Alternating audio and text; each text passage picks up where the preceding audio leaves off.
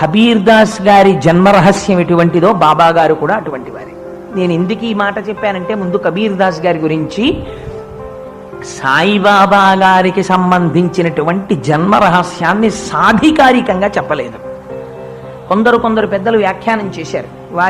వారి తల్లిదండ్రుల పేర్లు ఇవి, వారు ఫలానా చోట జన్మించారు, ఎన్నో సంతానంగా జన్మించారు, అరణ్య మార్గంతో వెడుతున్నప్పుడు ఆకులలో విడిచిపెట్టారు అని చెప్పారు. కానీ అవతారమూర్తిగా వచ్చినటువంటి సాయిబాబా గారు తన జీవితాన్ని తాను ధృవపరుస్తూ మాట్లాడిన సంఘటన ప్రకటంగా కనపడలేదు. అందుచేత మరి ఎవరు, మరి హిందూ మతానికి చెందినవారా, మహమ్మదీయ మతానికి చెందినవారా అందదు.